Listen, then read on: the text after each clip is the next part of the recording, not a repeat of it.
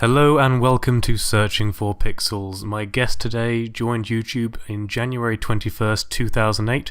He currently has 6,350 subscribers with a total of 367,000 views on his YouTube channel. It is none other than Brian from Orange Lightning. How are you, sir? I'm doing well. How are you doing today? I'm doing very good, thank you. So, to start with, could you please tell our lovely listeners what it is you do on YouTube and a little bit about yourself, please? So, let's start with the hard question. What is it that I do? I honestly don't know how to describe this to people, even though it seems kind of obvious. I've had some comments that would just say, "Oh, you just retell the story in such and such a game." But I guess the way that I would put it is, I think that stories are about how we respond to them and how we react to what plays out in front of us. And Yep. I want to capture, what it is that I take away from those experiences and how I think that they come together to be something greater than the sum of their parts. Okay. Yeah. So that's what I do. Yeah. Very nice. And it says I said you joined YouTube in 2008, which is a very long time ago. That's just what I pull off the information from your YouTube channel.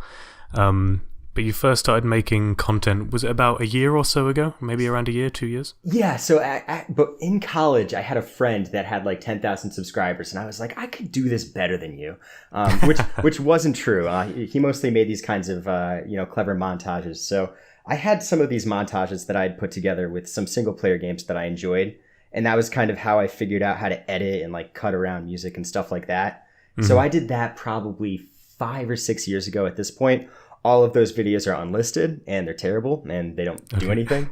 And then about a year ago, I published, the first video that I had made, which was also that, it was the same video as the Deus Ex video.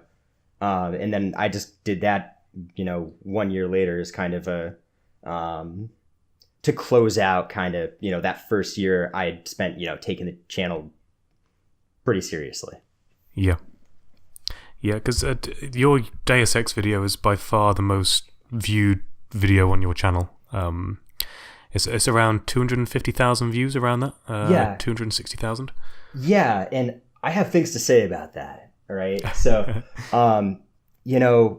The interesting thing about that one is it was the first video I had ever published was like Deus Ex, the mission you were supposed to fail. And I had a terrible microphone. I didn't know how to edit. I didn't know what I was doing. And I posted it and people clicked on it. And so that video, that initial one, not the one that you would see on my channel, but you can go into the description and look at it if you're interested. That one got like 10,000 views. And, I got my first set of subscribers from that. And I got my first like 100 or so subscribers from that.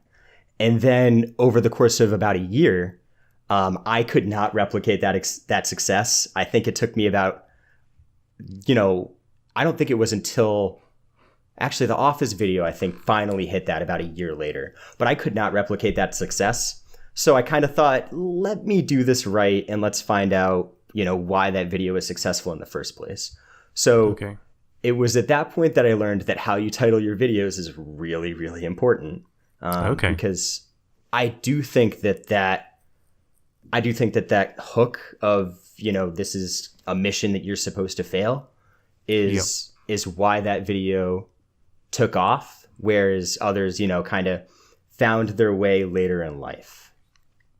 Okay, but would you accredit all of this, like that huge success of that video, just down to the title, or are there any other aspects that you felt, say in the production of it, or maybe the content itself, separated it slightly? So the first time, purely the title. I would not give myself any more credit than that because it was, pretty average, and I think what you would see and expect from anyone else that I've kind of stumbled upon, especially since I started doing this, was they had a higher production value than that.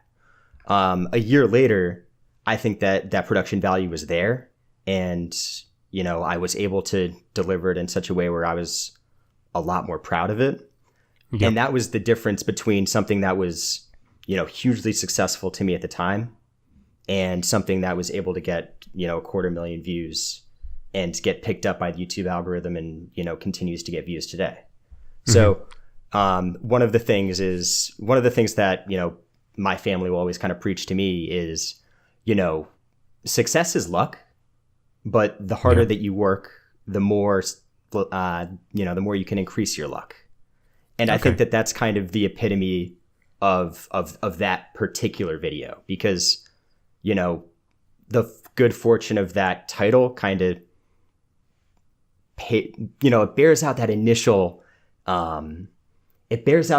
fruit, but it doesn't sustain itself without that quality that keeps people coming back, that keeps people kind of interested in, what's going to come next. So it is the title that brings people in. And I like to think that it's the production value that gets people to stay. Okay, I got you. And so would you do the same for any of your older videos as well? Say re-record it, go back to it? Yeah, so I kick it around a bunch. If I were to redo one of them, I kick it around a bunch, I'd say. I don't really know if I would redo any of them, because the point of it was actually to put a capstone on each of those games or movies for myself, so that I wouldn't just keep writing it, writing about them into perpetual, eternity. The idea was, to say what I wanted to say the things that I thought were important, not everything, not to be comprehensive, but to say the things that I thought were important and that mattered to me. And then, be able to put that aside and say, okay, that's what that thing meant to me at that time in my life, and I can move on. So the only one that I would go back to potentially would be The Last of Us. And that's because that was my favorite game. It meant so much to me. And while I think that video is quite good, I still think that, I could trim it down. I could make it a little bit stronger. I could make that one a little bit better with what I've learned. But that would be kind of, 2-3 years from now, if I was much, much better at this than I am right now. Okay. And even then that would be, say, after The Last of Us 2, because that's coming out rather soon, isn't it? 2019. Yeah. So I would perhaps do a retrospective. I'm really interested to see, how that game is going to, change what I think about that first one, and, whether it's going to make the first one stronger, or if it's going to really contradict a lot of those, strong feelings that I have about the first game. I'm optimistic, but I'm curious to see how that one builds off of, all the themes and ideas and characters that they established in the first game. Yeah, I remember when I was playing The Last of Us for the first time and I finished it, I thought to myself, okay, they're going to make a second one. I hope they just leave Ellie and Joel behind and say follow a different story.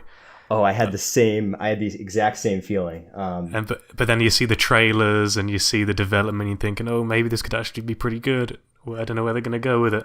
So I really hope they don't bugger it up. Can I just rant about the very first teaser that they did, Of back course you in, can. I think it was 2 winters ago or something. Okay. They released this, they released this teaser. All right. And, I had no idea that this was coming. I didn't tune in live. I just saw the post on the internet, clicked it, and, was losing my mind, for the, 2 minutes that it played. But you go in skeptical. You don't know whether or not you want to see Joel or Ellie. You haven't decided yet. And, Ellie starts strumming on the guitar, or I should say, actually, let me back up here. Before Ellie strums on the guitar, you see she has her hand out, absolutely shaking, as the camera kind of pans around this house of all of this destruction that she brought upon these people. And she suppresses that rage and uses it to try to create something beautiful on the guitar.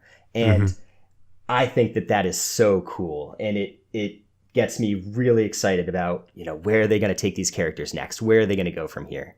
And I was so much more optimistic after seeing that take and seeing that they were going to take these characters to new places, and they weren't just going to conclude their arcs where they ended in the first game. So I'm pretty optimistic. Yeah, I'm just in my mind. I'm thinking, when is Joel's lying going to come back to bite him? At what point? What do you think about that? Well, originally when I thought about it, my initial reaction was that Ellie wouldn't take it well. She'd possibly run away. I mean, that's kind of what the trailer was also possibly implying as well, because at the start of it, she was by herself in the house, wasn't she? Yeah. And then Joel comes in. You think, oh, okay, right, they're still together. Yeah. But then after I watched your video about The Last of Us, and the way you talked about, say, Joel has lost everything and all he has now is Ellie and all Ellie has is Joel. Would she understand why he did what he did if he were to explain himself? And I think, Joel doesn't know how to express himself. He doesn't know how to... and this was one of the games that I get excited about because expression is so difficult. And so trying to figure out exactly why characters are having such a hard time expressing themselves is super, super interesting to me. I think that she would understand why he did what he did, but I don't think that she would necessarily be convinced that by him taking that choice away from her. And, my read is similar to yours. I thought that she was going to up and leave. So I'm curious to see if, in the passage of time between the first game and the second game, whether or not she has kind of come around and forgiven him, or if she's kind of moved on and accepted him as that father figure that he really wants to be to her. Yeah, have they stated or have they shown how much time has passed, or is it estimate like just a few years or so? I think because she's grown up a bit, but I don't know if they've given an exact number. I think it's 5 years. I remembered thinking it was kind of just like the development time between the games, so it might be 5 or 6 years. I remembered reading that she was 19. I can't remember. It seems like the trailers are focusing a lot more on Ellie. Like, because there was the initial trailer we talked about. The second trailer, I think she was she had like a lover scene. She was dancing with someone. Yeah. Did you play the DLC? Yes. When she was kids in the mall. Yeah. What was the name of her friend? It's a long time since I last played. That was Riley. Riley. Yeah. But that was Riley, the girl in the second trailer. No, Riley. Do you remember the end of the second one? Spoilers for the DLC. Yeah, spoilers. Yeah, she died. Yeah. Yeah, she bites it. Okay, right. Like the whole through that DLC, the whole DLC is about, huh? Yeah, exactly. And so she's gone. So she's dead. So new girl. Don't know what her deal is. But that plays into, how are they going to retread the themes of the first game, losing the characters, losing the people that you love, losing the things that you care about, or are they just going to do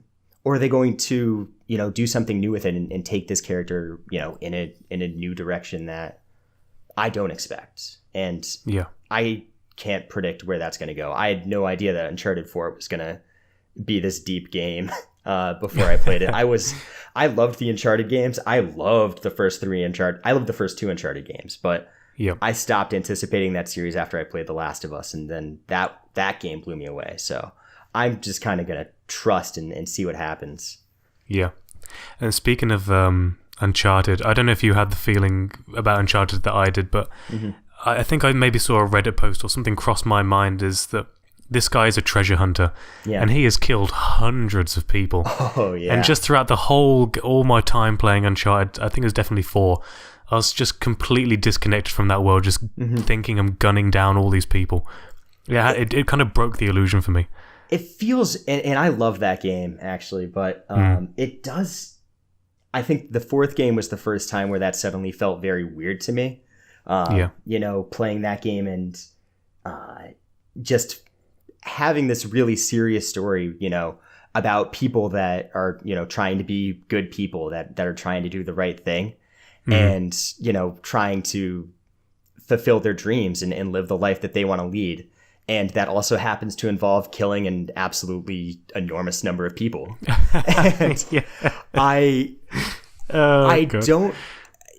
It really kind of feels like that developer, Naughty Dog, has moved past what they accomplished with those games. And I feel like they did everything that they could with that franchise. Yeah. And the mass murder of it is it's tough to reconcile with this the seriousness of and the quality of the story. Now, granted, I think that that's also a consequence of how far the medium has evolved and contextualized the actions that we perform in gameplay. Because Uncharted 1 is worse about it, I would say. Have you played that game, have you played Uncharted the first game? 1. I think I played the HD remaster back on the PS. Was it PS4 or PS3? It was on. PS4. There was a remaster on PS4. I remember playing it and just thinking, God, these controls suck ass compared to the other ones. Like going back in time, and Jesus, I didn't really follow the story. I just kind of wanted to get the game done because I was just like comparatively between the jump between the second to the third to the fourth, whatever. Yeah, that generation had some rough spots, didn't it? It did. It was fun. It was fun. But... It was functional. There was a there's this great line right at the beginning of the first game where Elena, like, Drake hands her a gun and is like, "Here, like, use this."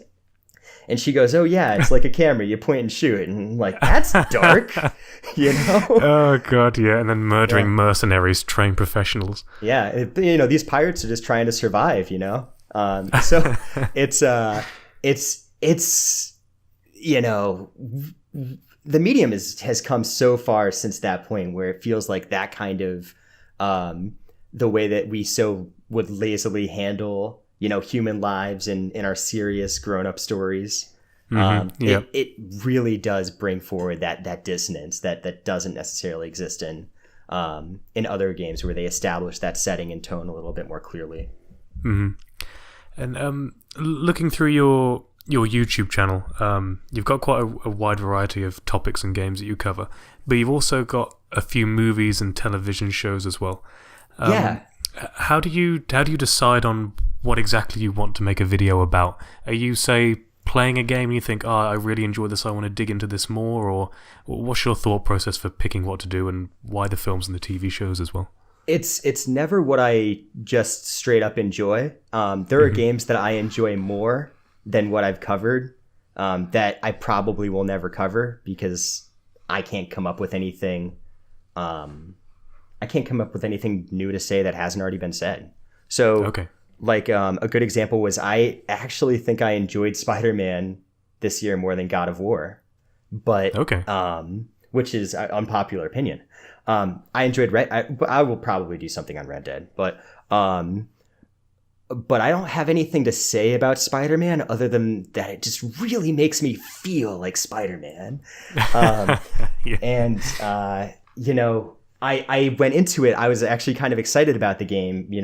I love the developers. I think Insomniac has always made games that have appealed to me throughout my entire life. So I was excited for, their take on it. I thought that there were going to be these themes about, this guy who is struggling with juggling, his duties as Spider-Man and his duties to, his job and his aunt and the people, in his life, like MJ. And I was like really excited about this game, about this character that's just being pulled in like 200 different directions and how stressful that can be and how rewarding that can feel when you get that balanced right. And it's not really about that.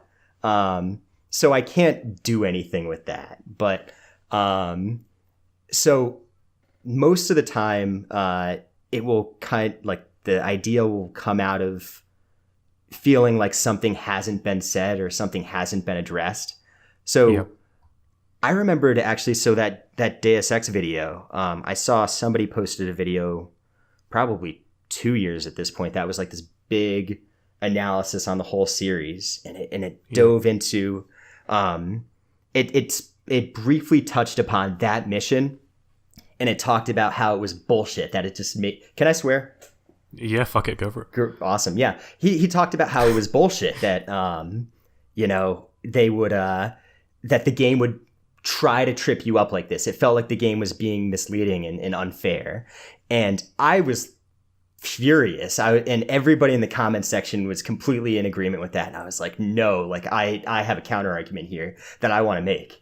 And it took me a year to like put together that counter argument the first time, and it took me another year to do it well.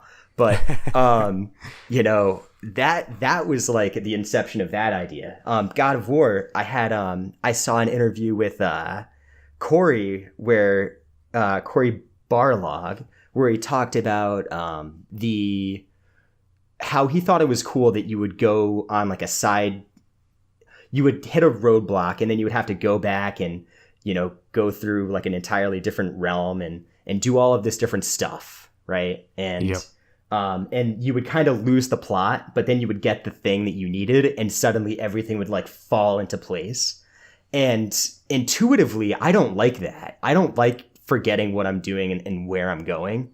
And so I kind of wanted to understand like what is it about that type of story that is interesting and appeals to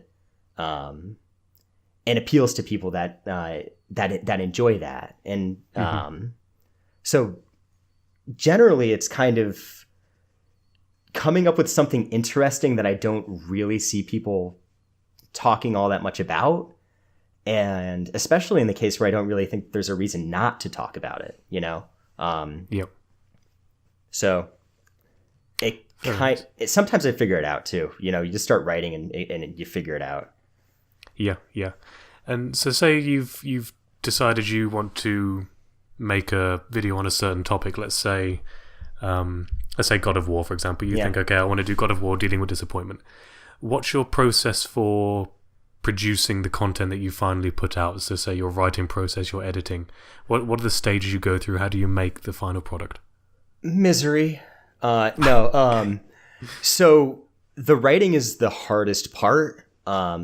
So for God of War, I think that when I had the idea when I started, and sometimes I don't, but that when I knew I was going to be talking about, you know, this backtracking and what was interesting about that, as kind of like the top of the line, like this is what I think I want this essay to be about.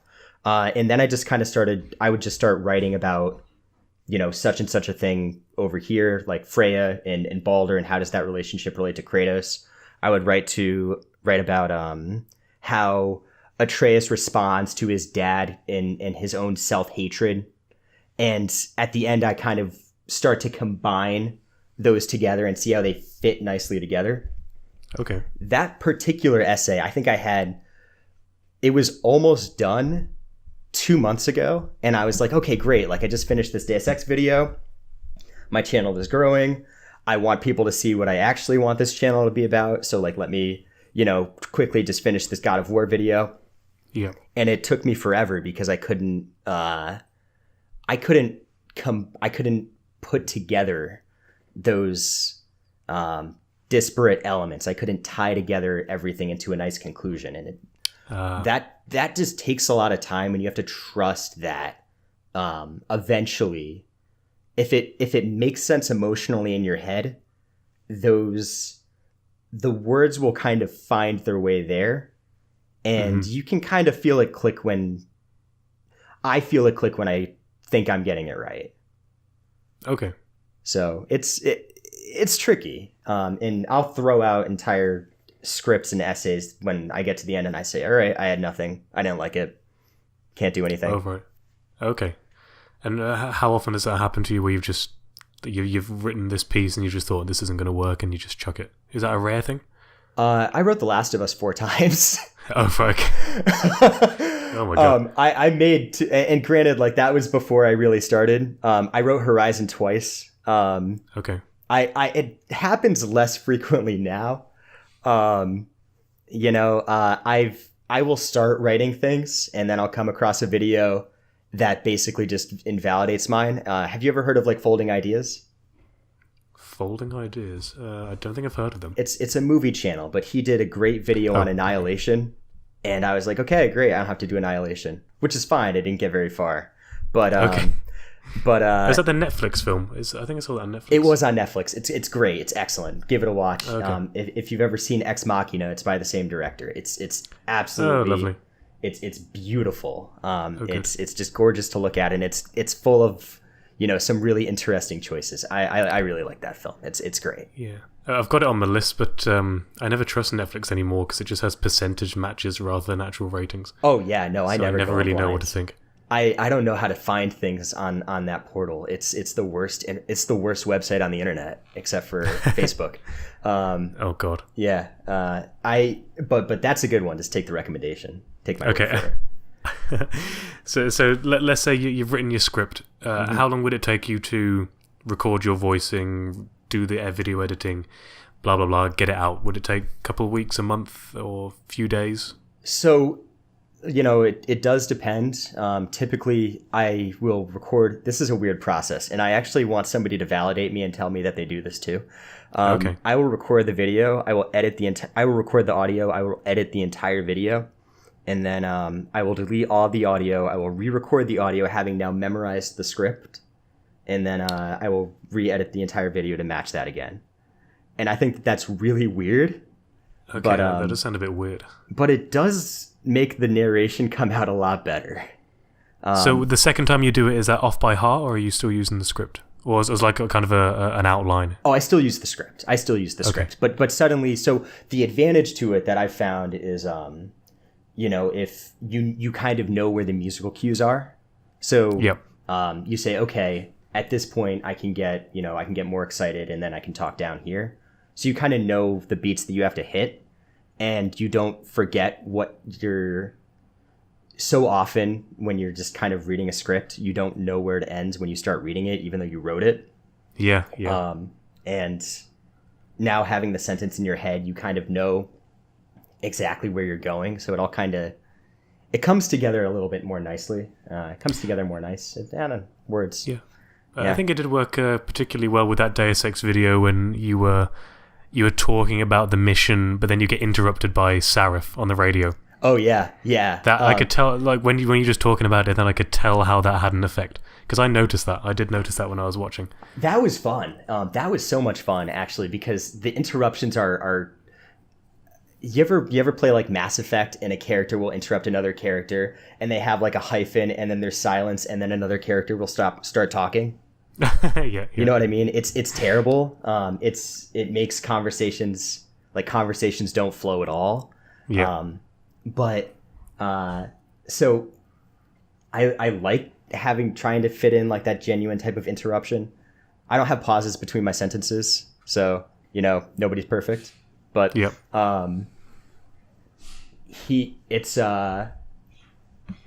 There's a lot of really fun things that you can do with like the audio and the music and the game audio at the same time. Like, so layering the music that you're running through the video at the same time as the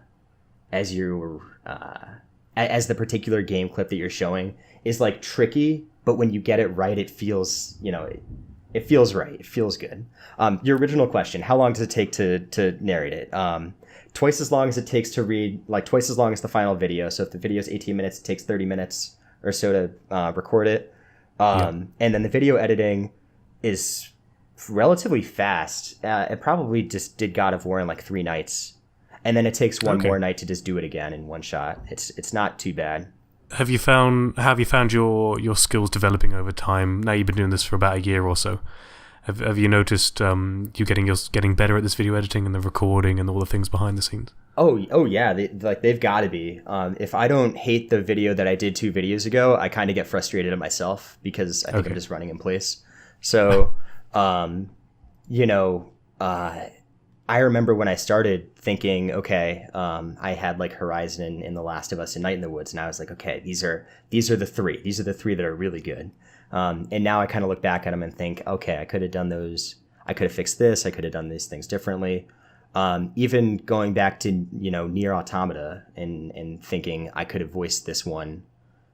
I could have taken my time a lot more. Kind of getting that confidence to read things more slowly. Those are, with respect to the narration, I think that's, where I get the most improved category. But definitely, even so, learning how to like feather things, learning Photoshop for thumbnails. Oh man, you should have seen my thumbnails before I redid them. They were interesting. You redid them? Oh, I redid all of them from, I think when I did Uncharted 4, I was like, let me try to like do these, but well. And even the ones before that, so those are all the ones that were redone. They're still not like great. I might redo them again. But yeah, all of that stuff, like all of it has to continue to improve. Otherwise, like, what's the point, you know? Because this isn't like I have a full-time job. Like I have, you know, other pursuits that I'm interested in doing. So if I look at this as a skill set, like I've gotten to make tutorial videos at my job because I've learned how to do this thing and read a script into a microphone and all of that kind of stuff. So it is a skill set, and it is a transferable skill set that you have that, you know, you can leverage in other places. And so as long as that kind of quality continues, as long as I feel like that quality is continuing to improve, I feel like there's more places that I can take this. So yeah, definitely. And is there a particular goal that you have in mind for your channel? Is there, say, I want to reach, say, I don't know, 10,000 subscribers by blank, or is there a place you want to be by a certain time? Any milestones you're looking to hit? Yeah, my goal for 2018 was 1,000 subscribers, and I beat that. Smash that. Damn. Yeah, so I actually was confident I was going to fall short of that, and I wound up passing by that. So right now I'm kind of just like, okay, I don't really know what to do with this right now. Okay. I'm going to continue to make the content that I want to make. I think it would be cool to have... It's hard to know how fast things grow and exactly what you put into it that makes them grow, you know? Titles. So titles help, right? You gotta bait them in. Like you see dealing with disappointment and you're like, this is going to be a video that's going to bash this game. And everybody clicks it and is sorely disappointed. Yeah. But it is titles. I actually thought that I was going to lose subscribers in that video because, and if you look at like the first 24 hours of the video before it got shared, it was I lost 4 subscribers on the night that I posted it because I reminded people that they had subscribed to me from Deus Ex, and they were like, "Oh, I don't really need this channel." And then the next day, like they all came back. I expected to lose subscribers from that because, I can't imagine,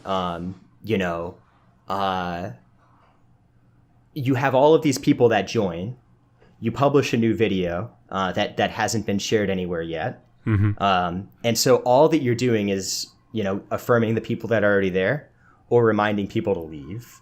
Yeah. And so I was actually pleasantly surprised that so once Deus Ex did well, I was like, okay, it would be nice to hit 6,000 subscribers by the end of this year and see if I can kind of keep that momentum going. Yep. So, I do kind of have goals in mind, but I don't really have any sense of what growth to expect from any given video at this point. I think I would say, I thought that Dark Souls was going to do better than it did. I thought that The Office was going to do much worse than it did. You never know. So I just kind of aim to try to put out enough content so that people know that I'm still there, and have something to kind of chew on. And I just kind of hope that,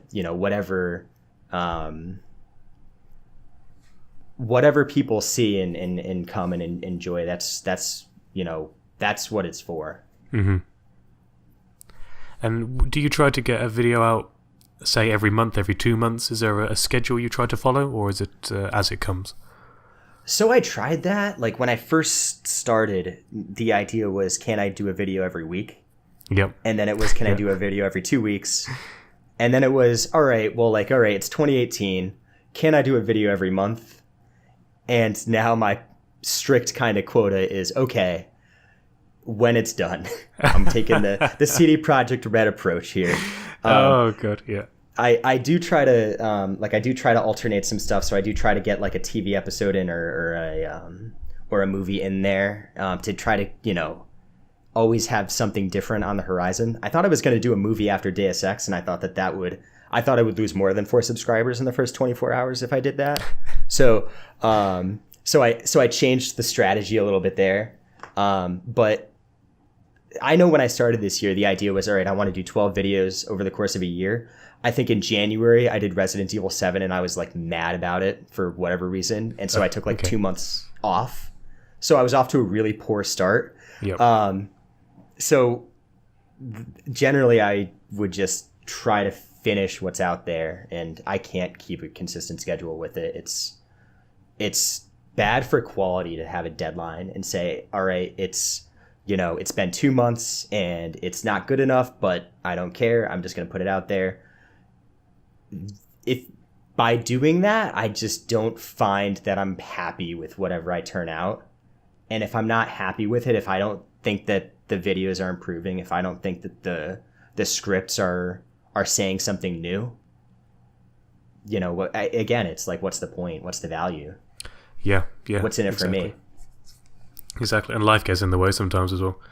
Yeah, that's absolutely true. Especially like the holiday season now, having some project's deadline at work that forces you to work long hours one week or the next week. Yep. And you never want to. One of the things that I did back in January of last year that I regretted, when I was kind of adamant about putting out a larger volume of content, was people would say, hey, do you want to go get dinner? Do you want to go do this thing? And I would say, no, and make them an excuse. I fell on a dresser. And I don't do that anymore. I regretted kind of putting the channel ahead of, things with people in my real life for the brief time that I did that. It burned me out. I wasn't happy. I thought that the quality suffered. So, you finish things when they're ready. And that's what feels right. Yeah, I know what you mean. It's when I started doing this, my goal was a video a week, because a week seems like a good time frame, and you kind of plan it out in your head, and you think, I can do this, I can see it working. It does seem so reasonable too. You're like, you got that Saturday and that whole Sunday. Yeah. And so you've been doing this for about 3 months now, I think I saw. Yeah, around 3 months. To start with, I was doing about a video a week. It was going quite well. But then there was just this bait of I changed jobs, I moved house, and I got a bit ill for a while. So there's like a month break, ish, around a month. But that's just life, It's because at the moment you can probably tell from the accent that I'm not Canadian, but at the moment I'm in Canada. And it's a nice deal, though. Yeah, I'm traveling around the country. So when I first started, my very first video, it wasn't a gaming video. It was about the street art of Montreal. But the first recording I did was with Oni Blackmage. I don't know have you heard of Oni Blackmage? I have not. He's a really nice guy. His videos are great. He calls them recapitations, and he basically he explains the story of RPGs in an understandable way. So if you wanted to know what happened in Final Fantasy IX, but you don't want to play 100 hours of it, you can he explains it in a really nice way. Oh my god, that's perfect. That's exactly what I need. It's so good. He does all the is it Dango Rampa? The weird black and white teddy bear. He explains all those. He does all the classic Japanese RPGs. I don't know that one. I haven't played any of the Final Fantasy games, but I've always been curious. I have a friend that loves Final Fantasy VI and rants about the lettuce song, the spinach song, whatever it is. You know what I mean. I don't know what I mean. Check out that guy. He covers it all. And the first, when I did my interview with him, I just moved to Canada, and at the time I was living in a hostel, so I was working there to get free rent and stuff, just because I just moved there. I needed somewhere to go. My first interview, I had this microphone propped up on a bunk bed with drunk people smashing glasses downstairs and cars whizzing past the window. I was like, oh, for God's sake. Do you ever regret that? Putting out something where you say, if I waited a week, I could have had the better conditions. It's a fine balance. Because it was my very first video, I knew I had to get something out there. Right, and that's for the first video. That's key. Yeah. In my mind, I was thinking, okay, there'd be better circumstances for this, but if I don't do it, I'll never do it. I think I was sick when I put out Resident Evil 7, and I just wish I didn't. Yeah. And that's that patience, I think, is something important. Yeah, definitely also important. I think I learned more about the video editing and the audio editing from that. Right, the conditions weren't great, but they still worked. Like, it was relatively quiet. Yeah. So it was okay. But I think I learned more about editing stuff and how to pose questions and how to let it flow naturally from that initial video. So I'm glad I did it, but at the same time, I also appreciate that sometimes you just can't upload a video if it isn't up to standard, because it's more detrimental than beneficial. For you, I think that's key, right? Because you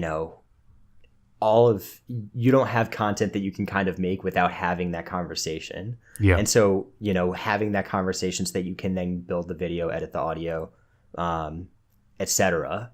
Yep. You need to have that interview, whatever it takes, in whatever circumstances. Oh yeah. Yeah. Yeah. One of the circumstances, I actually have you heard of 8-Bit Brody? I have not heard of him either. Okay, he's I met him in person actually, because he's from America, but he comes up to Canada for personal reasons sometimes every now and then, and he happened to be in Montreal when I messaged him. I was like, "Oh, that's nice. That's a great coincidence." I was like, "Yeah, dude, let's we'll go get a coffee. We'll set up a camera if you don't mind, and we'll chat, and it'll be great."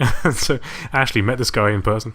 It was amazing. I saw the thumbnail for it, but I didn't watch the video itself. Did you actually meet him in a coffee shop and record it there? Or did you record it like back at a hostel or a hotel? No, it is in a coffee place. I'm out at the hostel now.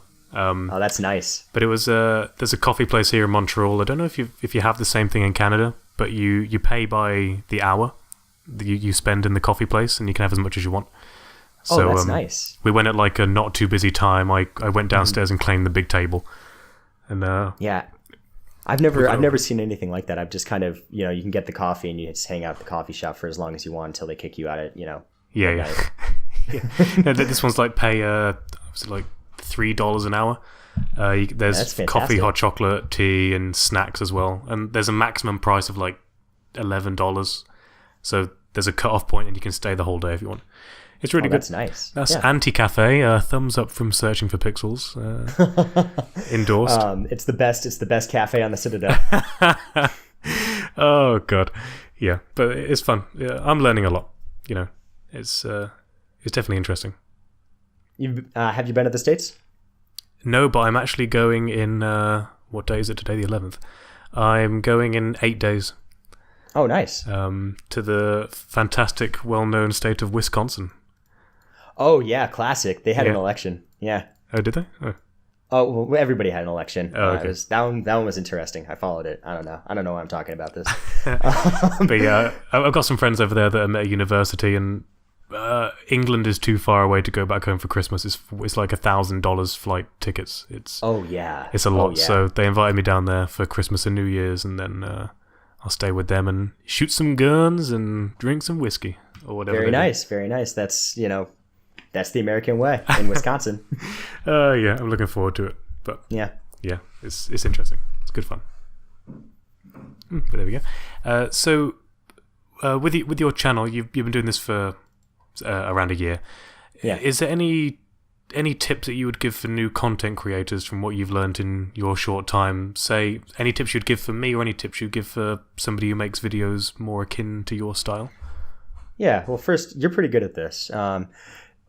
For more akin to my style, I would say the one piece of advice that I wish I got, or the one thing that I wish that I knew when I started, when I was writing and trying to narrate these, I remember, making a few videos before I published anything and thinking, I don't like this, but maybe I'm not supposed to because it's my own content.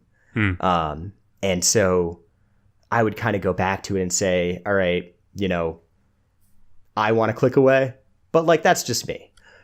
It's not just me. If I don't want to watch, the things that I'm making, that's a poor reflection on the thing that I'm making. If I don't enjoy it, nobody else is going to enjoy it. Mm-hmm. So the one thing the biggest thing that I wish that I knew when I had first started was, if you don't like the end product, if you finish a video that you made that you want to show other people and you don't like it, throw it out. Start over. improve it, change it, whatever. But if you don't like it, throw it out and start over, period. Then the other key thing is, you get better at it. So, I had said earlier, like Horizon, Last of Us, Night in the Woods, I was like, these are the 3 videos. They're the best I've ever done. They're great. They're awesome. And now I look at them and I say, I could have done some stuff a lot better. But at the time, it was the best I could do. So it is a matter of, making sure that you're seeing yourself improving and not, seeing anything that you made earlier as like that touchstone, like that one thing that you did. That one interview that I had with Mangalore Gaming was the best video, and nothing ever needs to surpass it. Like when you feel that improvement, that's, at least to me, that's how I know. That's when I think that I'm on the right track. Yeah. The third thing is just just hardware, right? Like invest in a good microphone. Show it to other people. Get feedback for what you're doing. Yeah. If your friends tell you it's good, they're lying. Find someone else. Okay. Okay. Yeah. That really the biggest one is when you're making something new that and you're learning how to do all this stuff, you're learning how to narrate, you're learning how to edit video, you're trying to find your own niche in this big amalgamation of people that make content on YouTube. It's, you have to like what you do. Yeah. I know what you mean about the that feeling of self-improvement, because the way I judge it for myself is I tell my friends, this Tuesday I'm doing an interview with blah blah blah, and I'll send it to you when it's done, and afterwards they say, so how'd it go? And if I say, it went really well, you can tell there's a certain essence to it, a certain feeling that that it's gone well. And if you think it's gone well, or what you've made is good, then it's it's most likely going to be up to the standards that you've set yourself. And that's the key. And like, you can tell the difference, right? Like, there are the things that you don't realize that you're doing wrong until, much later. There are things that I'm doing wrong now that I don't realize that I won't realize until a year from now. Yeah. And that's okay, right? You'll kind of pick up on that. Like I kind of picked up on some of that stuff. I expect I'll continue to pick up on that kind of stuff. But you become less impressed with yourself. Yeah. Like if you do the same thing 10 times in a row, and the first time you're like, oh my God, I finished something, like that was all that I needed. The 10th time you're kind of like, all right, I guess I did it again, and it loses that luster. So, you have to continue to do things that you haven't, done correctly before. Yep. You have to change something in order to feel that same kind of validation that you felt that first time. You have to be proud of what you put out ultimately, even if it's not good. If you're proud of it, that's the key first step. Oh yeah, definitely. And with the content that you make, is there a certain vibe that you were going for with the video that you wanted to produce? Because when I watch your videos, to me, it sounds like you're reading like a short story, in a way. It sounds like the topics you're covering, the way you cover them, and the way you portray your points and how you're speaking and the tone you go for is like you're reading like a short story. Would that sound accurate to you? Yeah, I actually like that a lot. Thank you. I'm gonna steal that because I couldn't figure out the tone. I was an engineering student. I like math.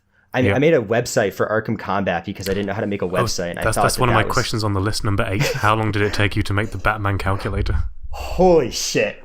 God. So I think at work, so we had like a codeathon. They were asking us to make an Angular application. This is for all of you guys who work in IT. Someone tutor me. I need help. But so I'm not a developer. I work on the QA side of things and automation. But okay. So we had this challenge to develop a website, and I didn't know how to do that.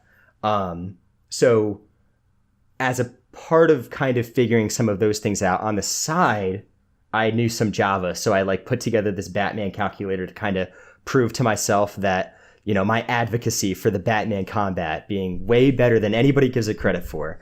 I wanted to, you know, prove that, that the numbers, I wanted to prove that there was a skill ceiling there that everybody that shat on that combat did not appreciate. Okay. So I put together this Java program that actually, like, I could click all the buttons and stuff, and it worked. And I was like, this is great. So, you know, at the same time, they were asking us to develop a website as part of this hackathon at work. I said, okay, awesome. Let me figure out how to do this. It was miserable. But as a consequence of learning how to do that, I said, all right, let's also learn how to, like, buy a domain and, like, see if I can put this on a server. And I made some hilarious mistakes. Like, I tried putting the entire, I don't know, do you know anything about coding or anything like that? The last time I did coding was about 4 years ago for one module of my degree. So and that was in C. Did you ever compile, like, a project into, like, a file? You might not have. This isn't something I did until, like, relatively recently, I think. The most I used it for was I did a degree in physics. Right. Very cool. So I did a little bit of programming, but I've forgotten everything, man. I've really forgotten everything. Yeah, it's so one of the things that I did was I copied, like, the entire project onto the web server, and it transferred incredibly slowly because it was full of all of the libraries that were part of the project. Oh, right. Okay. And I called, like, support and screamed at them, why is the transfer rate so slow? And they called me an idiot. Okay. And they were correct. So that was totally, that was funny. So that probably took me more time than any other single video. That's not true. That probably took me less time than certain videos, but that was a kind of, it was rewarding because I learned so many things that I wanted to learn. So it kind of just ran alongside a lot of the stuff that I was interested in the first place, and it was just kind of like an outlet for that. We got sidetracked here, right? What was the original question? It was before the calculator. It was the way I looked at it was, so you've got this short story. I think it develops a lot from the video editing as well. So the way you mingle, the way you merge your script and the soundtrack and the cuts. That's to me how it becomes just another analysis or another point that someone's making on YouTube to a channel that has a character. I think that's how you stand out for me. Is that editing? Thank you. Like that's the reason why I go for specifically that. All right, so I don't know why I talked about the calculator. This is the video that matters here. So way back when I was trying to figure stuff out, I was trying to kind of take a more analytical approach, and you can kind of see that in the Deus Ex video, where it's kind of like, this is the argument that I'm making, this is the introduction, this is the thesis statement, this is the supporting evidence, and then this is the conclusion. Yep. And it's very like, 5-paragraph essay. This is how they teach you how to write in middle school. Yeah. And I started writing all of these essays that were kind of like that. I wrote like The Last of Us like that. I wrote Horizon like that. These are the essays that I threw away. Yeah. And I wrote, and then I played Night in the Woods, and it was this game that fucking grabbed me, and I couldn't understand why, and I couldn't construct an argument like in that format that I thought captured, what it was about that game that I thought was special. And so I think I watched that game on YouTube, and then I played it through again, this time like capturing everything as I went through and trying to figure out, what it was that made me connect with the game. And so like that was a tough type of process, but once that clicked and I started, editing it,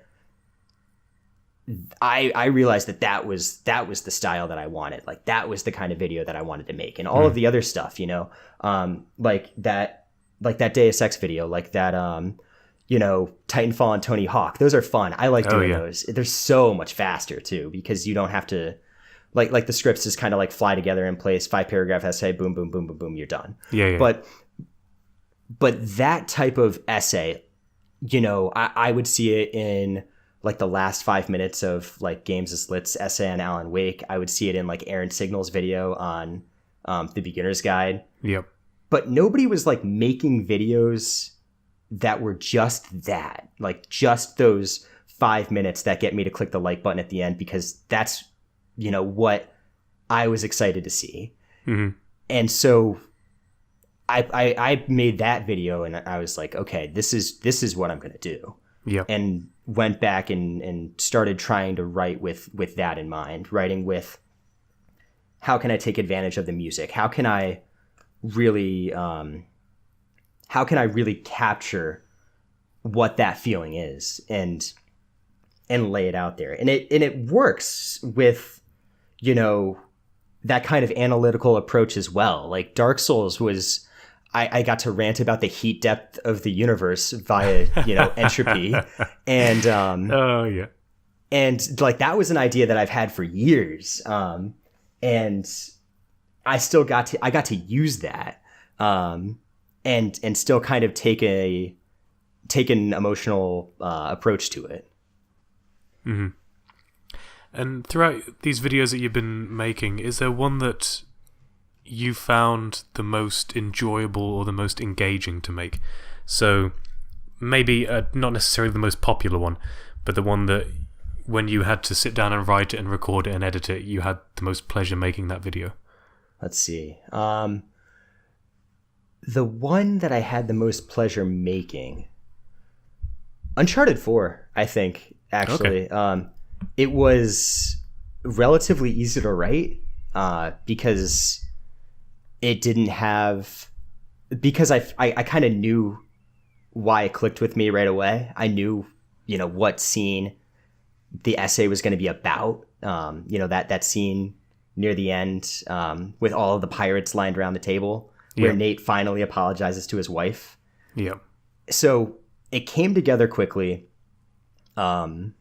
That soundtrack I have so much nostalgia for because I've been playing the Uncharted games since they first came out on PS3. Yep. So, you know, the music was there. The visuals are amazing, courtesy of all of the art direction from Naughty Dog. Yep. And the script came together quickly. So it was just, you know, it came at a time where I was considering like not doing this, where I was saying, okay, I kind of, you know, I kind of blew my load. I'm good. I'm done. And I said, all right, I want to try to do one more and I want to try to do the best that I can. And I went back and I did it again. I sent it out to 2 or 3 people to help me do the audio a little bit better than I had done it previously. So yeah, I'd say that was the video that I enjoyed putting together the most because it was relatively easy, but everything about the development of that game, the writing, the art direction, the music, everything that the developers put into it made it easy for me and made it really enjoyable for me. And it's really a celebration, I think, of what the good that they accomplished with that game, ignoring, you know, the mass murder and stuff. Yeah, I mean, it was a good game. I did enjoy it, but there's just that certain something that held it back for me. It's that little niggle, right? Yeah, it's like, just even as like, this game's fun, but man, I'm murdering a lot of people. Oh yeah. What's your opinion on The Last Guardian? I watched your video on it, and it does delve into the specific relationship of, you know, the boy and the what's his name, Trico. Yeah, and their relationship, and you as a player controlling Trico. But what's your opinion on the game as a whole? People hate this game. I love this game. I think that Shadow of the Colossus and The Last Guardian are exactly at the same level. I think that people hold up Shadow of the Colossus as, you know, this masterpiece of artistic achievement in games. And I think that The Last Guardian has a terrible camera. It has some weird tutorial prompts that pop up completely needlessly. Yep. But my God, that game accomplishes just as much as Shadow of the Colossus. And I think that it gets a terrible rap for problems that existed on even the remaster of Shadow of the Colossus. Okay. I think it's a great game, and this isn't even to say that you know, I love everything that I cover, but man, I think that game gets a bad rap, and it's I get it, but I think it's kind of unfortunate. Okay. I love that game. I'd give it a solid 5.5. So out of 6, tell me. So tell me about it, right? I mean, the points you raised in your video, and there's lots of things, you know, I agree with, and I felt it was much more of an enjoyable game to watch somebody play than it is to play yourself. Because why I was let down for that game quite a lot was mostly the controls, really. The controls and the frame rate. Oh man, the frame rate is so bad. God, I don't know how they ever so thought hard. that game. I have no idea how they ever thought they were going to release that game on the PS3. Oh, absolutely, It was crazy. It was Absolutely terrible. crazy. The camera was bad. Yeah. Oh man. But I feel like a lot of people look past those issues because they say it's part of the game, or that it adds to it, or Shadow of the Colossus was like that. But I feel that's more of a cover up for saying they didn't improve on it. Because if they just improved those controls, I'd give it so much of a higher score. But I was so infuriated so many times, just dying and things not going how I wanted it to do because it was so flimsy. So different game, but I want to try to find another one that we disagree on. Okay. What do you think of Fallout 4? Oh, have I lost you? Did I lose you? What do you think of Fallout 4? I want to find a game that we disagree on. What did you think of Fallout 4? Fallout 4, boring. Oh, okay, great. We agree. I thought it was garbage. Yeah, I really fired. didn't like it. Let me see. Love I still go back to New Vegas every now and then. New Vegas is solid. I wish so maybe that's a good New Vegas has good writing though. I only played it once years ago, right? It's got all of the jank that I have a hard time getting over. Yeah. But so like a lot of people love like Fallout 4, for example. And it's just not for me. I can't get into I can't find any consistency in the world building. It's repetitive. I hated that game. Yep. Metal Gear Solid 5. What do you think of Metal Gear Solid 5? I adore the series. I thought the gameplay was. I've actually got a tattoo of Metal Gear Solid. Yeah.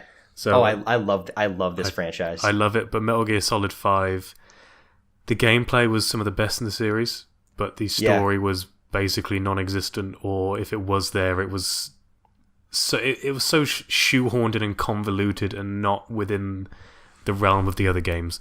If they stopped at 4, I would have been happy. It was the missing link that nobody asked for. Yeah, exactly. Just a twist that nobody needed.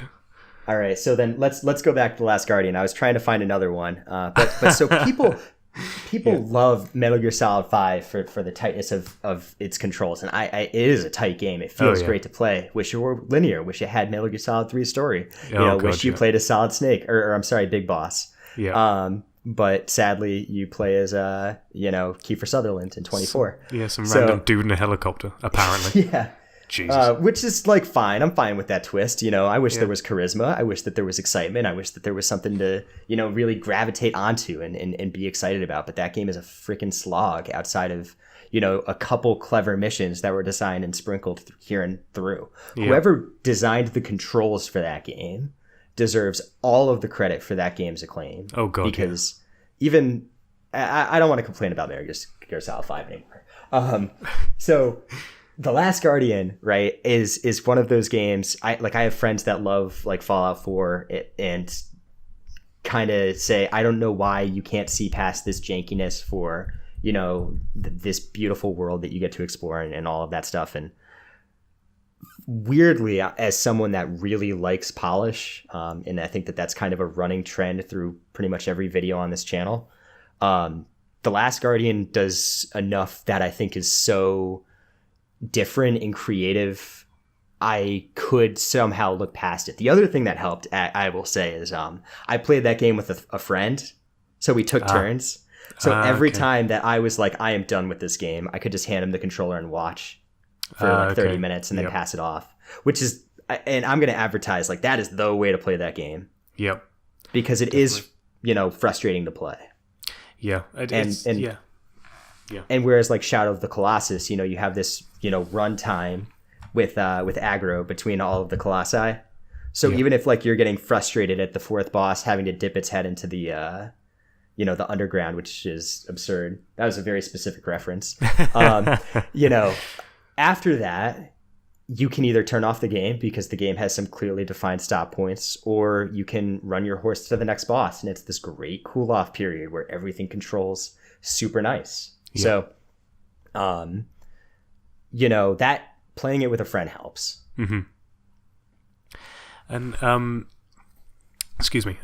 So you talked about your most enjoyable video, or one of the most enjoyable videos for you to make was Uncharted 4. Is there one that, looking back on the process of making the video, was less enjoyable? So maybe not for the game itself, but the actual process of making it and writing it and getting that content out there that you found a bit more of a slog compared to the other ones? Oh yeah. So have you ever have you edited much video, like looked for clips and stuff like that? Not particularly. A little bit, but not as much. Not like you. So here's the thing that I love, right? I love when a story has like, a beginning, a middle, and an end, and where all of the, crucial pieces are. Yep. So I can find the boulder fight. I can find the piece of the boulder fight that I need. Yep. That stuff is fun. Like, I enjoy it. And I think other people describe it as a slog, but I like, cruising through the videos. Looking for multiplayer matches with the 5 seconds that I need from Titanfall, where all of the gameplay looks the same, is a misery. It's the only time I have ever named videos to try to like make it easier on myself. And even still, I would have to sit in the mat. Like, I would write down in like the video title, really cool battery grab or something that I thought I was going to use later. And I couldn't move the cursor through to find it. I had to sit there and watch the full 10-minute match play out just so I could find the bit that I was looking for. That video, it was the fastest I've ever written a video, and it was the most arduous thing to edit and find video clips for. Oh man. That's crazy. It was kind of fun. It was fun to make. Like, it's fun to play the game and like capture the footage and take the footage and put it into the video at the same time, like all at the same time. Like, normally it's, you capture all the footage for Metal Gear Solid 3 and then don't make a video on it for 6 months. Yeah. Okay. Hint, hint. Tease. But, capturing footage from like a multiplayer game or a game where all of the footage looks the same it's awful, and I'll never do it again. Oh man. Except for the next time. Yeah, I've got a video in the works, kind of. I've started writing a little bit and recording a little bit. Of Time Shift. Don't know if you're aware of Time Shift. Oh, I don't know it. Hang on, I'm looking this game up. It's got a weird story behind it. It was being developed for it was backed by Sierra for the 360. I think they basically made the game, then scrapped it, and then made it again. I like remember this box art. Yeah, but that's it. So the basic gist of it was a first person shooter, but you could pause, rewind, and slow down time. Yeah. The single player was pretty garbage, in my opinion. It was. That's like Singularity. Yeah, pretty much. But the single player sucked, but the multiplayer was amazing, because the time shift powers everybody had, but they were confined to grenades. So you could lob a stop time grenade at someone's feet, unload bullets into it, and then when it disappeared, they just die. Or if someone was sniping you throw down a reverse time grenade, they shoot it, and it bounces back and kills them. Oh, that's fantastic. And I just had a friend, and we just played one-on-one for that for months. It was amazing. So I'm trying to get a group together to play multiplayer with that somehow. Is it like 3v3, or is it just like 1v1, or how big are the matches? No, there's like, you can have teams of like, I don't know how big the teams are actually, maybe like 8v8, maybe bigger. Oh yeah? How much multiplayer do you play? What do you enjoy? Of Time Shift. Time Shift? No, just in general. Oh, in general. It's quite rare. I'm trying to, I don't know about you, but I can't find a multiplayer that scratches the itch like it once used to when I was a teenager. And I've been trying to find a multiplayer game that does that. Since the pinnacle was Call of Duty 4, and I keep comparing all my multiplayer experiences to Call of Duty 4, and nothing quite reaches it. So I've tried Battlefield 1. I've got like the 10-hour demo, Yeah. I just bought the new Smash Bros. And the online is pretty laggy in spots, so that makes it difficult. So bad on the Wii. I never went back to those games for multiplayer. Yeah, I mean, this Smash is absolutely amazing. I did get to play it. I really enjoyed. I blew the Ridley fight for our whole party of people, which was disappointing. They come back. But oh yeah, absolutely. But that game is. I wish I had a Switch to play that game on my own. Yeah, it's solid. It really is solid. I mean, I also bought it because of my personal situation of doing a lot of traveling right now. I don't really have like a console. That's why I haven't watched your God of War video, because I really want to play God of War, but I don't have access. Oh yeah, no, play that first. So like, I'm that on hold. Glad that I didn't say anything stupid during that while we were just talking about it. That video, or I'm sorry, that game is. Don't let that game get spoiled for you. Because it's interesting and it takes its time. It's cool. Yeah, I've got that and Night in the Woods as well. I'm waiting for that to go on sale on the Switch. I forgot that came to Switch. That's a good game on the Switch. Yeah, so I'm kind of holding out on those two until I have a home. And I think that would be wise. Yeah. Oh dear. Hey, so I have a question. Why are you called Orange Lightning? Oh shit! All right, I love the story. So, all right. So, you ever play the Jak and Daxter games? Oh geez, I think I played one of them when I was a kid, and I kind of watched the rest on YouTube. Right. So like, there's this moment in the third game. Like Daxter is like this kind of useless sidekick who doesn't really do anything, and he's funny, but like that's it. So in the third game, there's like this conversation between Jak and a monk about the end of the world, and she says, "You cannot save us from this hero." And Daxter says, "Hey, I'm the real hero here. You can call me Orange Lightning." This is a thing. And like, I'm cringing at myself, like quoting this game. But like, so I thought that was hilarious because it's this character that's totally insecure about how inept he is. He can't contribute anything, but he's got this loud mouth and he wants to be seen as like important among all of these important people. So I thought that was relevant when I was trying to come up with a name for the channel. But what wound up happening was through college, I had a bunch of friends that like were into Super Smash Brothers Melee. Oh yeah. And so at one point, like we went to a Melee tournament at the university itself, and I had to pick like a name. And for whatever reason, I picked that name, and it's like, I picked that name. It became a running joke. We made like milkshake, cheesecake, orange sherbet, orange lightning things. It was disgusting. Oh. But oh my God. So when I was starting the channel, I was kind of like, that's the name. I don't even have to think about this. Thank God I don't have to think about this. And it's a reference that only makes sense to me, but I think it fits. All right. Well, very nice. Interesting little story. Yeah, some people have stories, some people don't. That's a nice one. I need to play Jak and Daxter. Well, do I need to play Jak and Daxter? Maybe it's too late. Honestly, man, I think that they're pretty fun, but I haven't played them in a while. I did. I like those games. I think that they control really nice. They're fine. Did they ever do like a HD re-release for PS4 for those or anything like that? Not on PS4, I don't think. Maybe on like PlayStation Now. That's not worth the trouble. Oh God, I've tried that. It's just so bad, PlayStation. Yeah. Even when it worked, it was bad. I haven't even bothered. Yeah, forget it. Don't even waste your time. I mean, maybe it's changed now, but when I tried it, it didn't even work, and when it did, it sucked. Like, I have good internet, and I've never been able to make it work, or I've never seen the need for it. Yeah. It's cool for, I can't play this game and I would like to, and I'll do anything, but I can't imagine emulation still exists, and it's great. No. But that's a privilege too, because you need a nice PC in order to emulate like PlayStation 2 games. Yeah. I don't even know if those games emulate well. I have got no idea. I'm not quite sure. So I don't know if you're allowed to say or how secretive you are about your projects, but are you allowed to say what you're currently working on at the moment? What's coming up on your channel? I'll have to consult someone. So what I will say is nothing is a guarantee. Okay. If I don't like it and I'm not happy with it, I will just throw it away. Yep. I'm pretty confident at this point that the next thing that I'm going to release is going to be Nightcrawler. Have you ever seen this movie?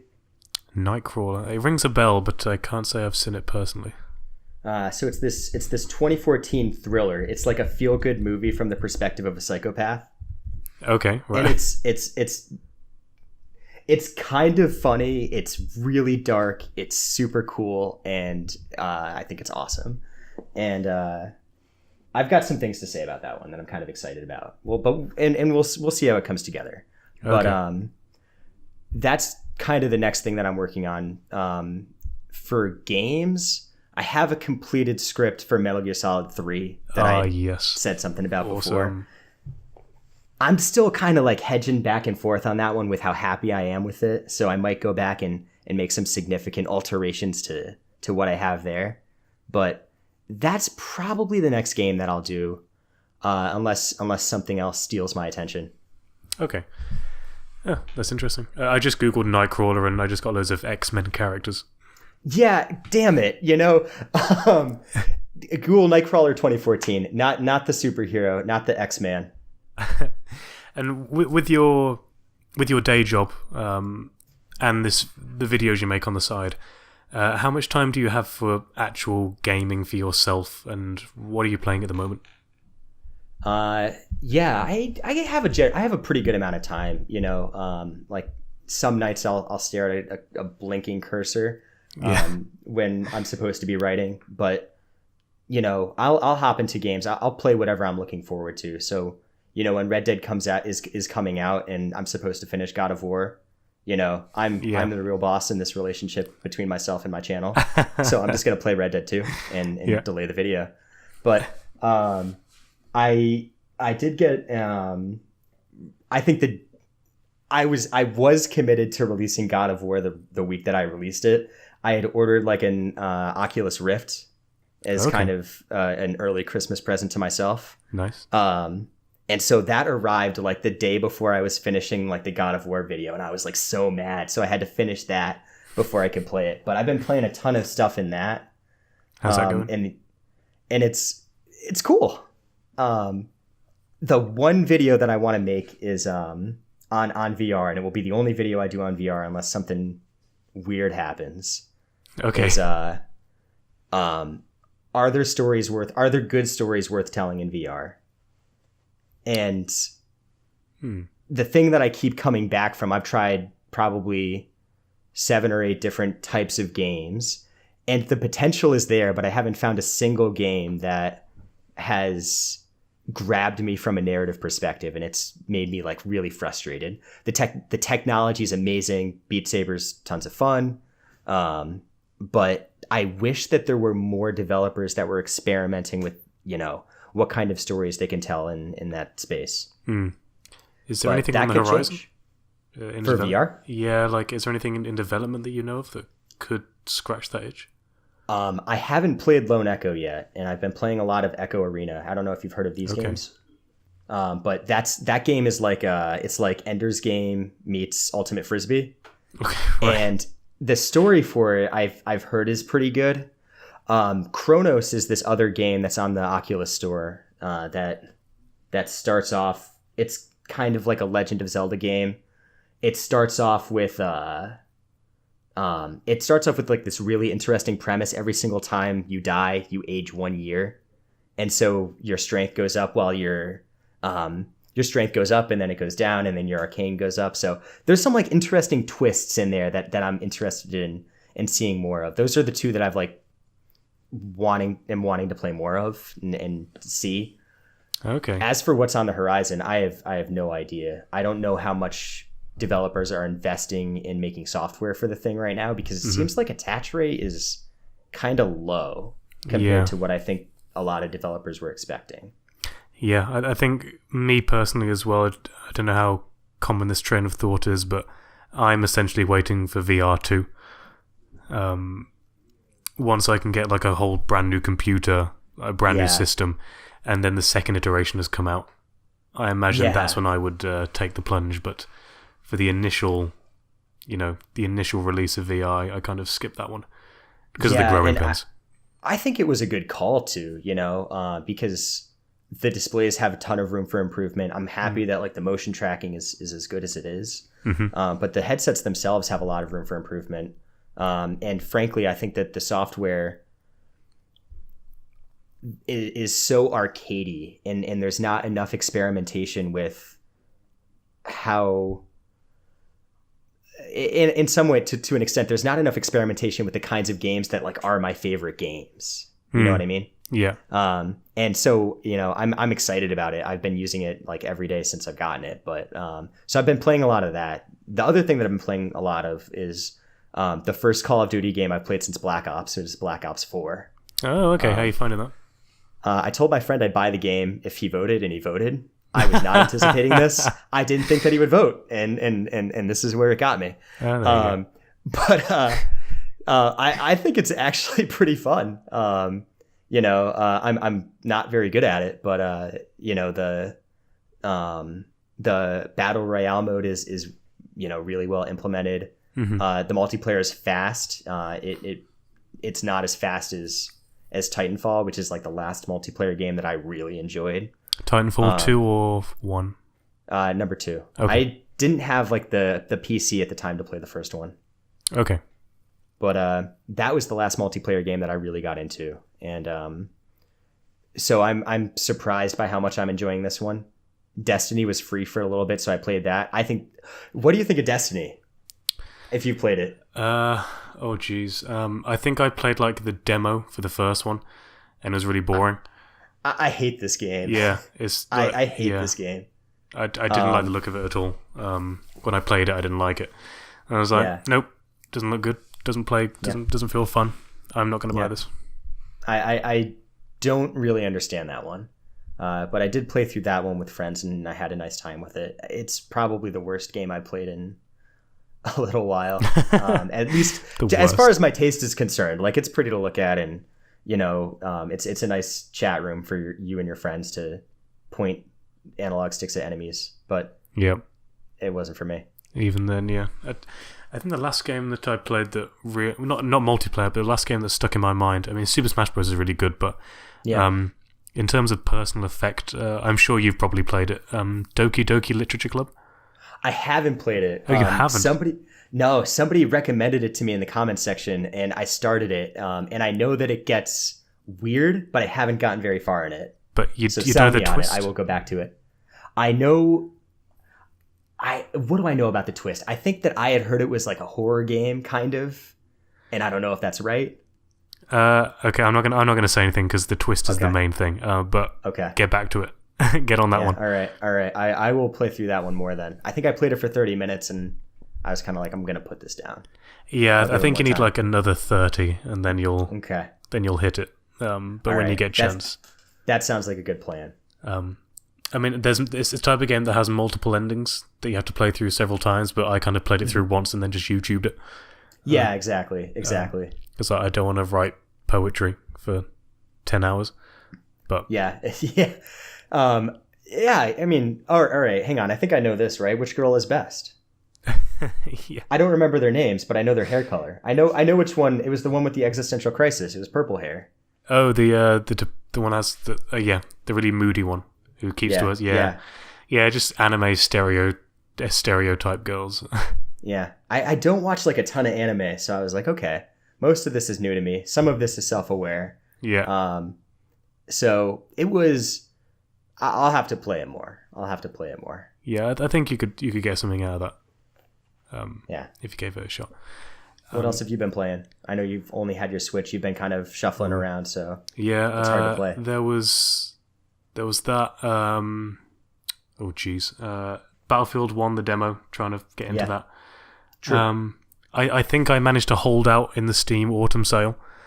That's Good and bad. Somehow. I had a lot of things on my list that I wanted to get, but nothing quite reached the prices that I wanted. Yeah. But I've kind of dipped on the gaming a little bit recently. Haven't had the time. Lots of other things going on. But I will probably get into Smash Bros. Quite a bit, to be fair. Have you played any indie games in the past year or two that you really enjoyed? Ooh, indie games. Yeah. Oh man, put me on the spot here. There was that Doki Doki Literature Club. I guess that counts as an indie game. That counts. We'll use the word indie loosely. Okay, I started playing The Long Dark. My friend got that for me as a Christmas present.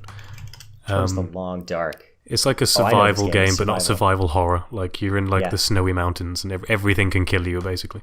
Mm-hmm. I played about an hour of that, but I only played an hour because there was a notification on the game saying they're updating it at the end of December or January, and all save games will be wiped. Holding off. Yeah, so I was like, I'm not going to start playing the single player, get halfway through, and then the save game gets deleted with an update. That's awful. Yeah. That's awful. So I'm kind of holding off on that. I downloaded again Lost Planet 1. That's an oldie. Yeah, that's a good one. I wanted to make a video on that. So I got that. Also Jet Set Radio. That was on sale for like 80 pence. Oh, I haven't played Jet Set Radio. I've seen my friend play it, and I miss the Tony Hawk games. Like nothing's captured like that Tony Hawk itch except for Titanfall. But, If you do go for it, skip the original. Just go to Jet Set Radio Future. Yeah, okay. That's the one to go for. I don't think that was on the original Xbox. You probably have to emulate that if you wanted to. Yeah, no, definitely. I finished not too long ago. I went through again and played Fear. How is Fear? Because I have not played that one. It's amazing. One of my favorite shooters. Hang on. I think I thought of something else when you said that. Which one is Fear? Fear is Fear in capital letters. Oh, I'm sorry. I heard you wrong. Fear. I know Fear. Yeah. That was amazing. So bits and pieces here and there, but nothing really, nothing super new for me. Yeah, I hear that. I hear that. I mean, it's good to go. It's nice to go back and revisit games, especially. Okay. Here's some advice for people that are starting out. Right. Okay. Play everything twice or play everything 24 times. I love going back to games that I have played like years later, and all of the context changes when you play them, and you know them, you know what's going to happen, and you're 5 years older, 10 years older. It totally changes what the games are all about. It's awesome. It's awesome. That's been my experience, at least. And is there an example you would give? Because I would agree with that, definitely for the Metal Gear Solid series. I've done that with Metal Gear Solid. Oh, that's absolutely true. Ratchet and Clank is all about environmentalism, which is super fun. Okay, right. I had a lot of fun going through the second game and being like, oh, cool. We're criticizing it's satirizing like the blind corporate greed that tears down forests, and all of the levels that you play in are factories or the aftermath of wastelands torn apart by corporate greed. It's cool. It's creative, and you never pick up on that stuff when you play the game when you're younger. Yeah, because one of my questions I got written down here was, how long does it take you to notice the nuances of the video games that you're discussing? So some examples that I had was, you talked about the plane dream that Ellie had and comparing it to her rationality behind what was going on in her life. Do you notice that on the first time you play, or would you play it multiple times? No? Oh man, I have no idea how people can play through a game once and pick up on anything like that. Yeah. And I see people that do it, and like, that's awesome. I'm never gonna. I can't do that. So the plane dream, I remember. I don't think that clicked for me until I was making the video, and I played through that game a dozen times. Yeah. At that point, so I remember specifically that particular thing, being super frustrated that there's this conversation that Ellie is having with Joel about this banner on the side of the bus that doesn't really make a whole lot of sense, right? Like, she just kind of brings up, being in the air, and like she can't fly a plane and it crashes, and that's the dream. And I think that there's so much meaning in it. It means that she has this immunity, so she's important and she doesn't know what to do with it. That's like what I think that the dream means. But I didn't figure that. I couldn't make sense of it to myself. Like, that's not to say what it means. It's just to say I couldn't make any sense of it, heads or tails, until I was writing the video on like the third draft of it. Yeah. That was like a late discovery. All of that kind of stuff. Even something simple. You haven't played God of War. Let me pull another example real quick. Let's see. Like Dark Souls, right? So originally I was writing about Dark Souls, and this is something that got cut. So this is behind the scenes, right? So Dark Souls was like all about the inevitable end of everything that cannot be undone. It is inevitable. And that idea was super interesting to me. It's also about, in a way, like the Big Bang, and the fire is like this Big Bang, but the narrative, the way that it's written, is it's kind of like this amalgamation between like the book of Genesis and the Big Bang, and perhaps rapture, and then the end is like this weird combination of like rapture and heat death. That's how I viewed it at one point. I think I cut all of that out because it got weird. But what I will say is, so that's the kind of stuff that I'll start writing down, and I will think that people will respond and say, oh my God, like, this guy's absolutely freaking crazy. Yeah. I'm actually shocked by how few people will comment and say, oh, you're reading too much into it, because I think sometimes I fear that I'm reading too much into something. None of that stuff comes out in the first playthrough. Almost none.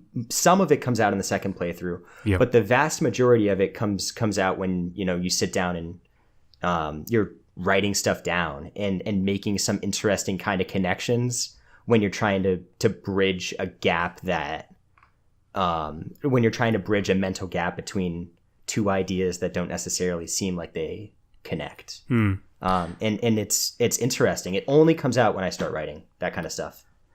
And have you ever had, say you've uploaded a video and somebody has commented on it or given you feedback on the video, have you ever read something that you thought, oh, I never thought about that, or wow, I never thought I've looked at it in that light? Is there something that somebody has said to you that made you think like that?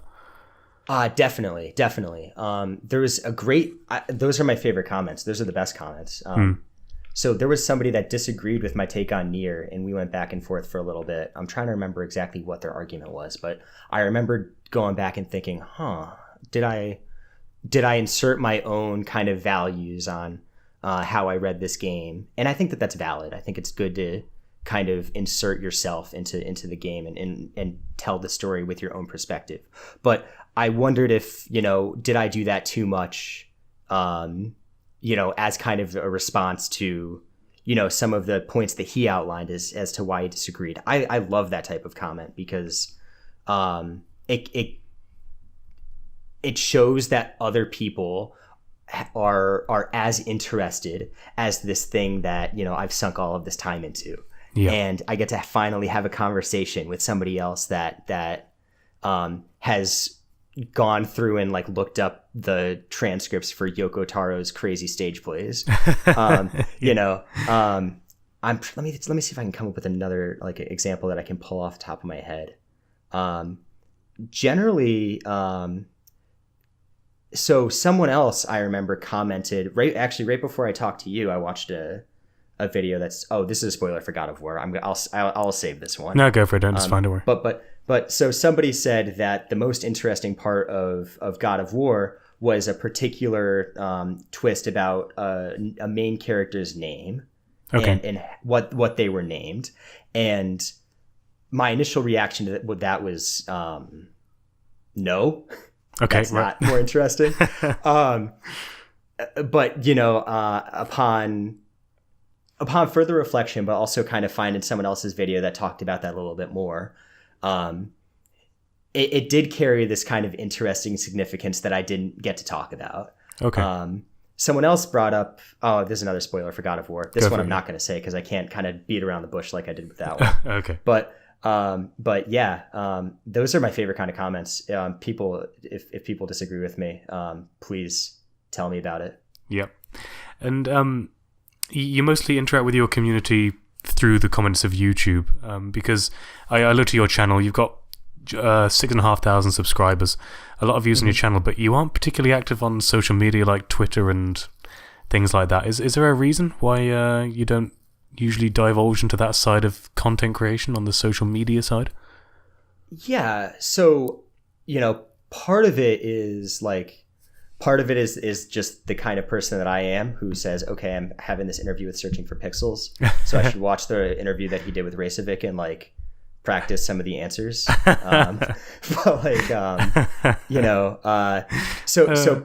part of it is I like being able to kind of curate what I get to say and how I get to kind of present myself.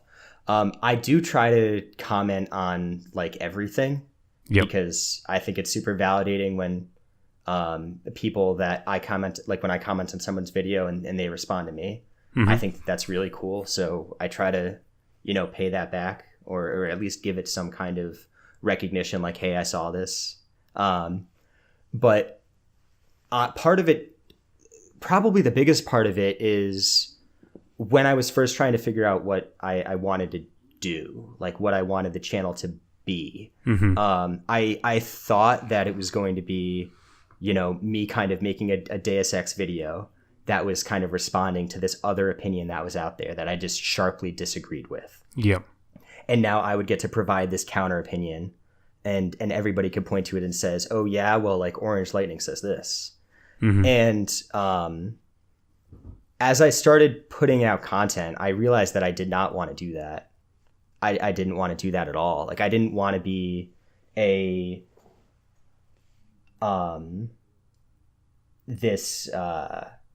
I didn't want to be a source for anyone. So how does that connect, right? The reason why was because I didn't really know how to engage with the community outside of the videos that I made, and I didn't know what it would look like if I did. And so, the channel recently kind of, got this mass amount of subscribers. That's absolutely enormous to me, beyond what I ever thought would happen.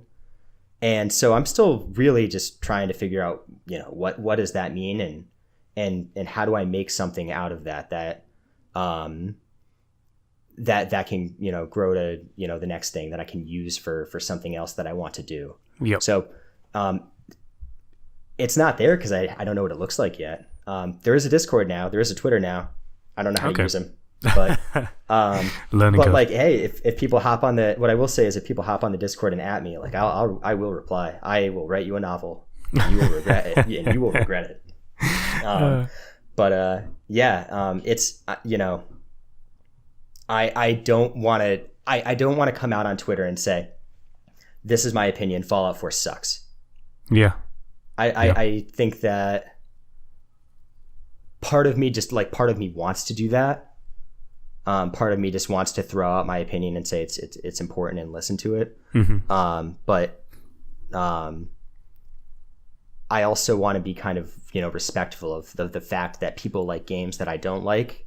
Yep. And when, I'm around people that I know, then I can be disrespectful about their shitty tasting games. But, I would honestly say that that's the chief reason where I'll give my opinion if people ask me for it. Okay. But I don't want to contribute to a negative atmosphere. I want to kind of curate and say, here's something that I think is cool, and it's for you. I made it for me. Now it's for you. It's for everyone. Yep. And go hog wild. Yeah, and with your Deus Ex video, I'm going to pull a quote, so I'm going to put you on the spot here. But you said Deus Ex was bolstered by its first mission. Yeah. So while you could say that this mission essentially set the stage for the game and what was to come, looking back on the game as a whole, how would you have liked to seen the approach to that first mission developed further in the game? Yeah, that's a great question. I think my favorite part about that mission is that it scolds you without punishing you. And a lot of people disagree with me on that particular video and said, oh, like you get 500 credits later in the game, and that's not worth anything. That's junk. That's garbage trade. Yeah. I like the thing that I think makes that mission so cool is it tests you on whether or not you are listening and exploring. So one of the things that the mission does poorly is it tells you they're in the assembly labs, but there's not like a banner that says this is the assembly labs. Yeah. You can kind of like figure it out, but even if you're looking for it, you can still miss it and run down that corridor and just proceed with the rest of the mission. So I think it would be cool if the game would continue to say, before you do this thing, make sure that you do this other thing. And they say that just verbally. And you have to hear that, think about what it means, and then act on that in the game itself. Where the game does do this is there are all of these computers across Seraph Industries and throughout the game that talk about this biochip that you should absolutely not install. Okay. And on my first playthrough, like I installed it and I had to fight what's his name? Muscles with my guns and stuff because I didn't have any augs. I remember thinking that was I hate that fight. Oh man. So if you don't get the biochip, you can just punch him. So I only had to fight him once. I only make that mistake once. But it's an awful fight. Yep. But I thought that was super clever how like all throughout the world there are all of these hints that tell you do not get the biochip. And then somebody calls you on the intercom and says, "Hey, like go to the limb clinic and like get the biochip." Yeah. And you get a little mission marker that says, "Go get the biochip." And it's a trick, right? Yeah. But the consequences are you're nerfed for one boss fight and you have a bad time. Yep. And the benefits are that's super cool and I get to talk about it. And I think that is so worth it. So like stuff like that, more, the world tells you one thing and characters tell you another, and you get to decide which is more important. And you have to think about, what actions you're taking.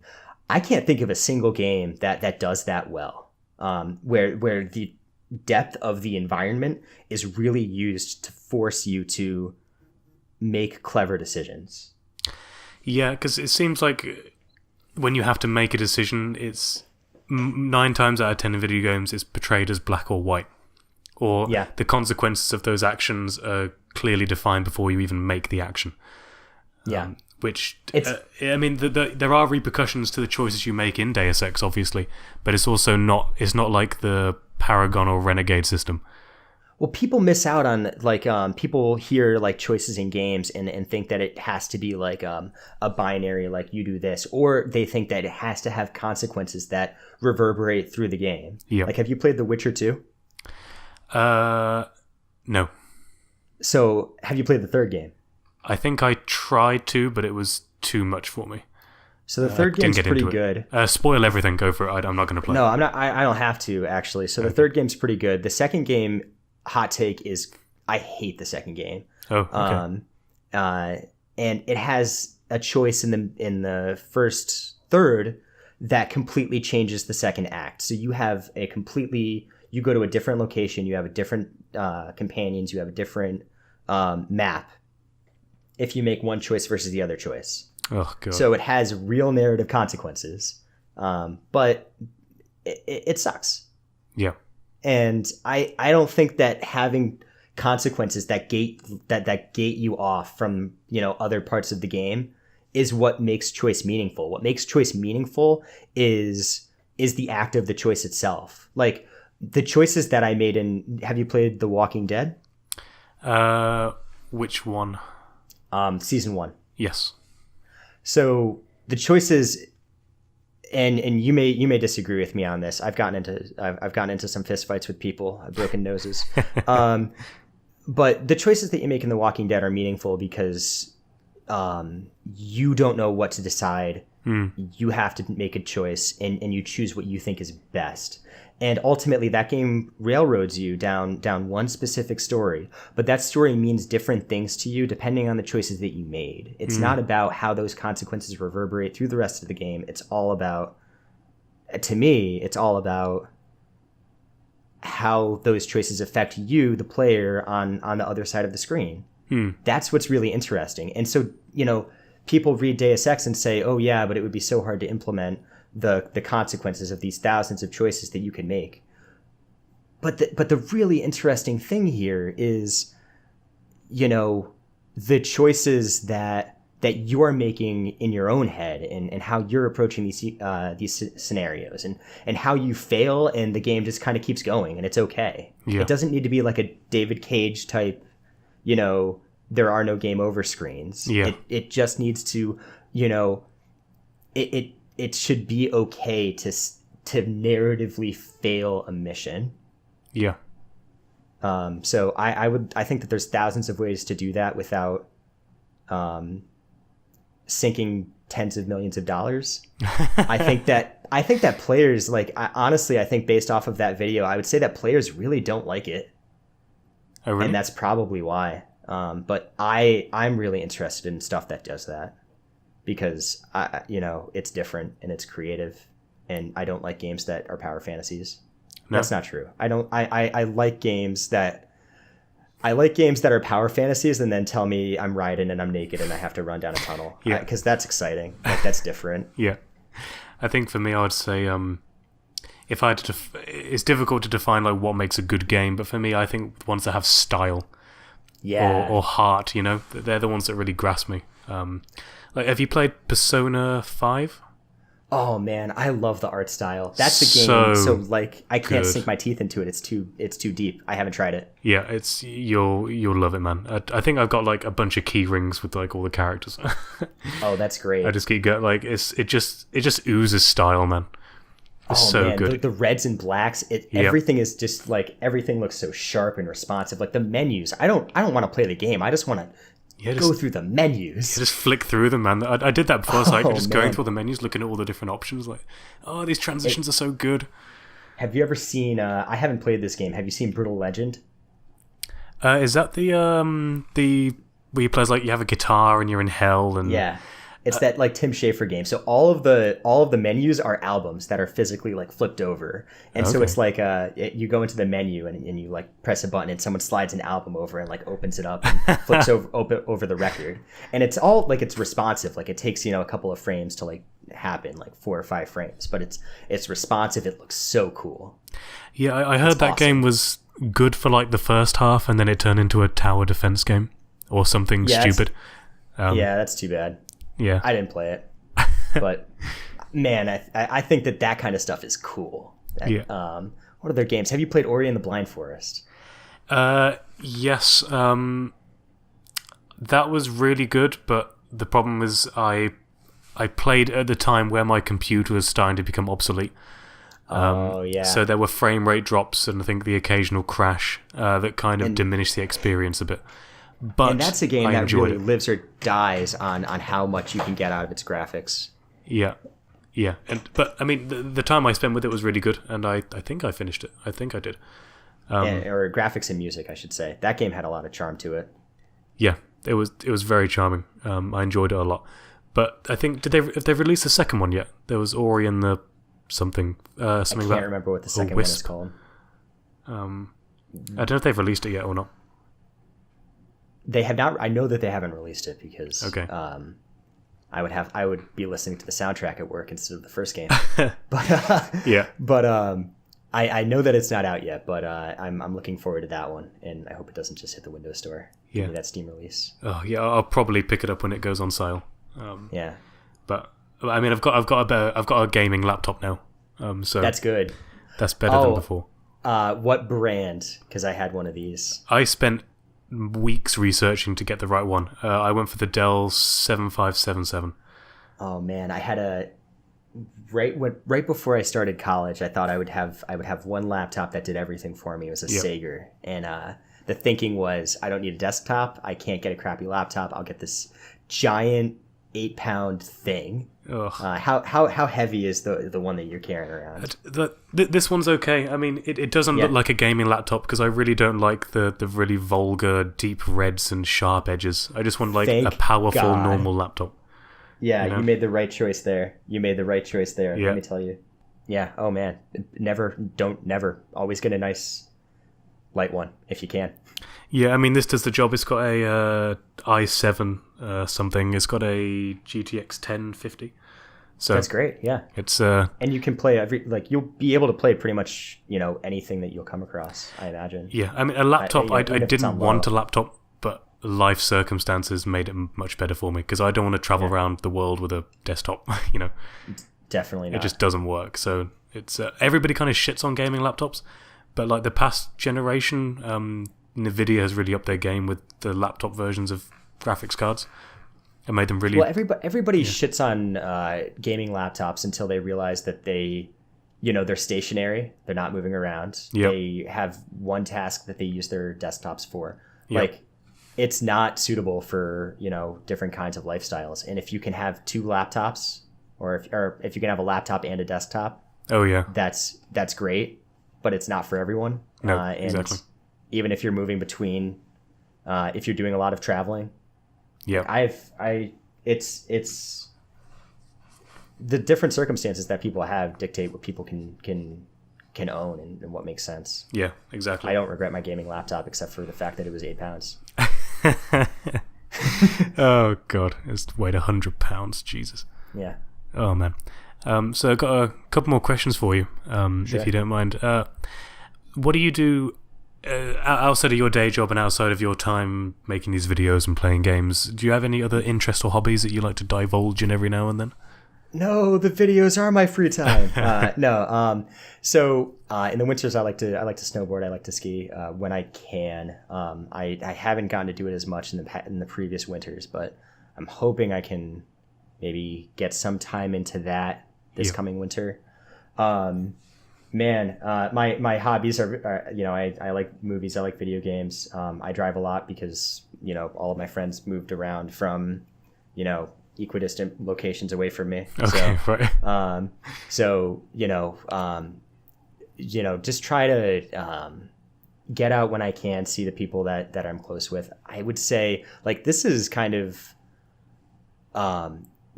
this is my hobby, right? I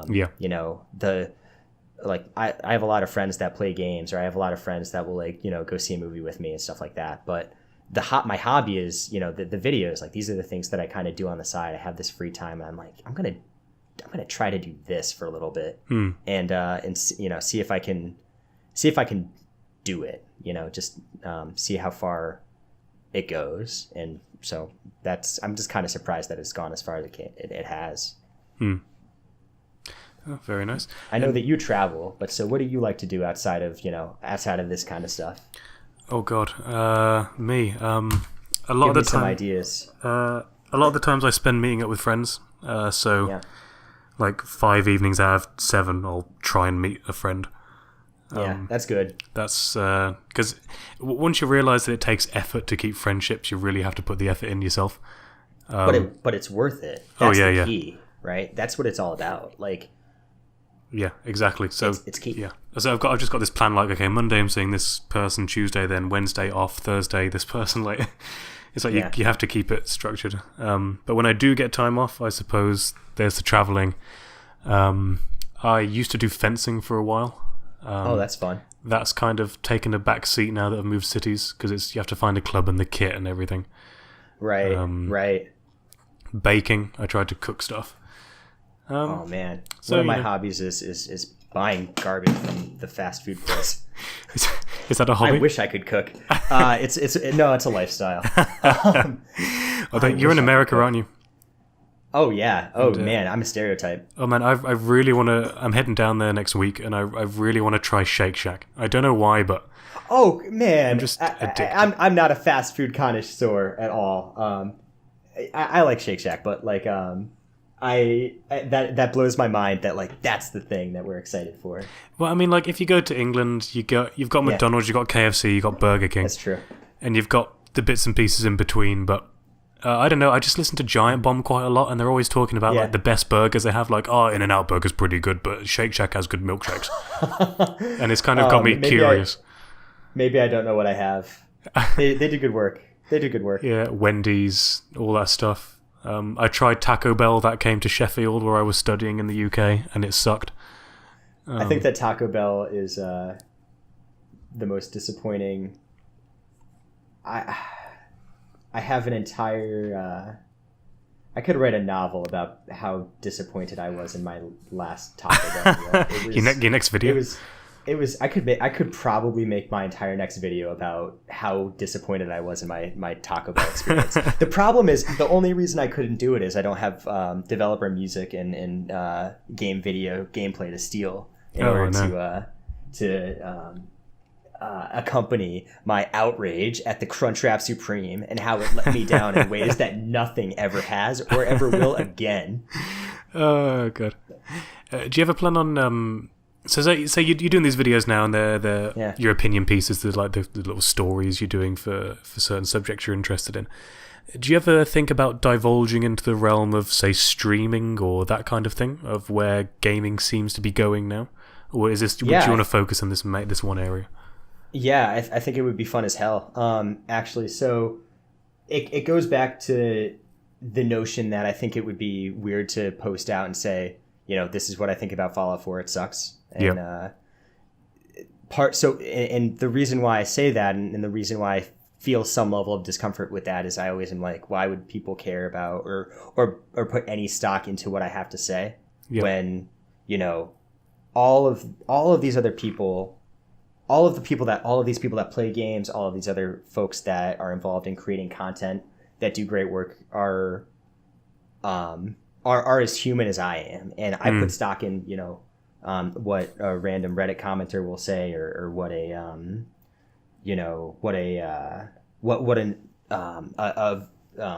YouTuber, I don't know that word, will say. I put stock in those things, I guess, but I feel some level of discomfort in people putting stock into what I say and deferring to that and saying, oh, Orange Lightning says this, or he has this opinion. Yep. When I kind of think that those opinions and thoughts are worth the nuance that I try to give them in the videos that I make. Yeah.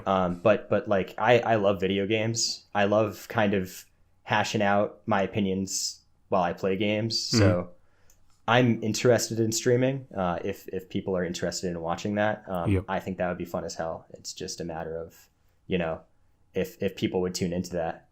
Yeah. And maybe I should try. Are there any YouTubers that you particularly enjoy the content that they make? Any that come to mind that you think, oh, this YouTuber I really, say, admire, or the stuff they put out I really enjoy? Yeah. Oh my God. Yeah. So I think so. Super Bunny Hop is probably my favorite. Creator.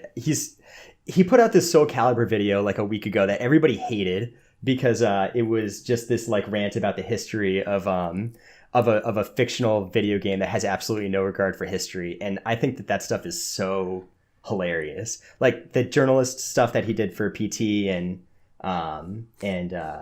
Project W, Western Final Fantasy game, was great. But like that stuff is the weird kind of stuff that he does, I think is awesome. Gaming Brit is passionate. He loves the types of games that he loves. I disagree with him on probably half of his content, but I think that he because he likes a different type of game than I do. But I always enjoy listening to what he has to say. I think that he makes his points well, and I love watching his content. Aaron Signal always posts these great analytical pieces about whatever game he's playing that I've never heard of. He's introduced me to a lot of games that, like, he introduced me to Night in the Woods, which defines the channel. So thank you, Aaron Signal. Defines the channel in the sense that it was the first video that I finished that I liked. And I made that video before I published anything. So that video is history. But so, I really like what he does. Do you follow any movie channels like Lindsay Ellis or Lessons from the Screenplay? There was Every Frame's a Painting. I think I've watched. Your Movie Sucks. I don't know if that's if that counts. I know him. Yeah. He's pretty funny. I like the movies he likes. I usually like, some I don't, but I use them as like kind of a, if he likes this, I'll see if it's on Netflix, that kind of thing. I do think so. Oh, cool! I get to throw shade. Well, I'm real quick. I will say Lindsay Ellis is awesome. Throw shade. Movies with Mikey is he gets really emotional whenever he talks about stuff. I think that he tries to tell a story about the production of movies as well as the analysis of them. Okay. So those are some of like my favorite channels, like in that kind of category. Yep. Your Movie Sucks. Oh man, I think I will often agree with him on the movies that I dislike, and everything else I'm like, no, like this is The Last Guardian, and like it means these things to me, and like this is why I think that you're wrong. Yeah. And I'll clutch onto like my opinion of it. I think that he's pretty good. I think that he has a specific idea of what quality means, and quality means, internal consistency and well-defined character motivation. Yep. And I think that, those things are important, and he's right to value them.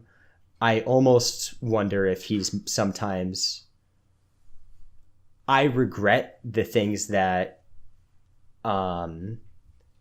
I feel he misses or doesn't see that I see and feel and experience. But granted, Yep. his opinions are based in how much he enjoyed and got out of an experience. And so I think that he's always 100% genuine, and his perspective is so different than what most film goers is. So it's fun. It's different. I like it. Yeah.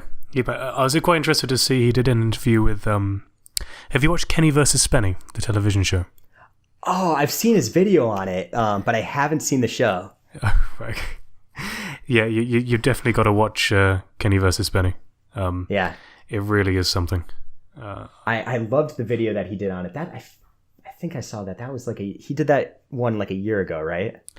Yeah, so he did a video on about Kenny versus Spenny quite a long time ago, but not too long ago he had an interview in person with Kenny. I haven't seen that. Okay, because he went to Vancouver and there was a film festival and he met up with him in a cafe or something. Oh, that's fantastic. So that was quite interesting. But man, Kenny versus Spenny, gotta love it. I'll check that one out. It really is good. So I've got one more question for you here, if you don't mind. Sure. I'm sure everybody is dying to know. Did you win the competition at your work for developing the webpage? Oh shit, no. Oh. Oh man. So the Arkham's combat calculator was not the webpage that we developed for that. I think the contest that we had was like a single page type application that did that actually incorporated gamification, which was kind of fun. Okay. But no, everybody on our team was like new to this idea of coding in this language. The folks that won did some clearly brought the assignment home and did it beforehand. I'm joking. I have no idea how they accomplished what they did in the time allotted. They were, very smart and they knew what they were going to do going in, I think. And they pulled it together. But oh no. So was it supposed to be just a one day thing? Like you didn't have like a week to do it or something? The that workplace kind of thing? Yeah, the work thing, yeah. Yeah, no, that was it's like a 6-hour thing where they you get into a room, everybody plugs their laptops into a big power strip, and you just kind of get to work putting together this application. Okay, I thought you took it home and did extra work, and you had like a week or something. And oh no, okay, that was kind of just the excuse for me to say, all right, let me try to do so. this is something that I always try to do. Is can I do something like weird that I've never seen anybody else do, like compare Titanfall and Tony Hawk, but making a actually trying to like build a calculator that people could go and use and tabulate a score that would, make text turn yellow when you hit a 5 times multiplier was different. Yeah. And I like that kind of stuff. I think that's cool. Yeah, and you bloody did it. Yeah. Oh yeah. That was fun. That was tough.